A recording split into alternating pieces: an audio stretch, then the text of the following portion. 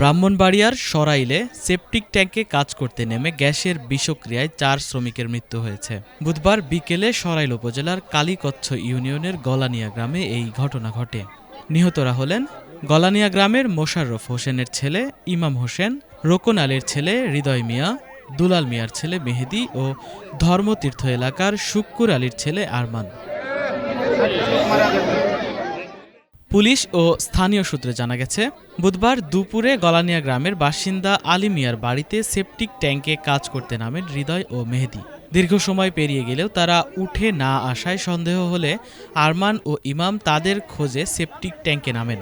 পরে 4 জনই বিষক্রিয়ায় মারা যান। খবর পেয়ে ফায়ার সার্ভিসের কর্মীরা এসে বিকেল 5:30টায় সেপটিক ট্যাঙ্ক থেকে 4 জনের মরদেহ উদ্ধার করে।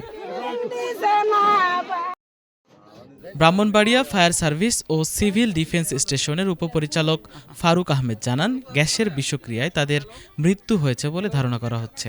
মরদেহ ময়নাতদন্তের মাধ্যমে মৃত্যুর প্রকৃত কারণ জানা যাবে। সরাইল থানার ভারপ্রাপ্ত কর্মকর্তা মঞ্জুর কাদের ভূঁইয়া বলেন, নিহতদের মরদেহ ময়নাতদন্তের জন্য জেলা সদর হাসপাতালের মর্গে পাঠানো হয়েছে। অভিযোগ সাপেক্ষে পরবর্তী আইনগত ব্যবস্থা গ্রহণ করা হবে। পুলিশ ঘটনাটির তদন্ত কাজ চালিয়ে যাচ্ছে বলেও জানান তিনি। আমরা 15:35 আমাদের সরাইল ফায়ার স্টেশনের সংবাদ যায় যে কালাকুচ্ছা গলানি ইউনিয়নের আলী মিয়ার বাড়িতে সেফটি ট্যাঙ্কিতে 4 জন লোক আটকা পড়ে আছে। আমরা তাৎক্ষণিকভাবে আমাদের একটা টিম এখানে আসে। এরপরে ওনারা সহযোগিতার জন্য আমাদের ব্রাহ্মণবাড়িয়াকে সহযোগিতা চায়। তাৎক্ষণিকভাবে আমাদের ব্রাহ্মণবাড়িয়া থেকে আরেকটা টিম এসে 2টা টিম সম্মিলিতভাবে চেষ্টা করে আমরা 17:45 সময় 4 জন ব্যক্তিকে মৃত অবস্থায় উদ্ধার করি। ট্যাঙ্কিতে পড়ে পাওয়ার কারণে ওনাদের গ্যাসের কারণে মৃত্যুটা হচ্ছে বলে আমরা ধারণা করছি প্রাথমিকভাবে। আপনারা তো এই লাশগুলো উদ্ধার করছেন, হস্তান্তর করছেন? আমরা পুলিশের কাছে হস্তান্তর করছি। ধন্যবাদ। আপনার নামটা পরিচয় দেন। এটা একটা আন্ডার কনস্ট্রাকশন বিল্ডিং ছিল, আবাসিক ভবন।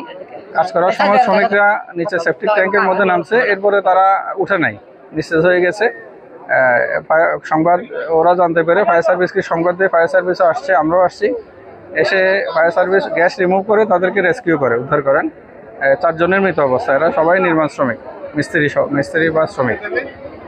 আমরা পিএম এর জন্য হাসপাতালে পাঠাবো।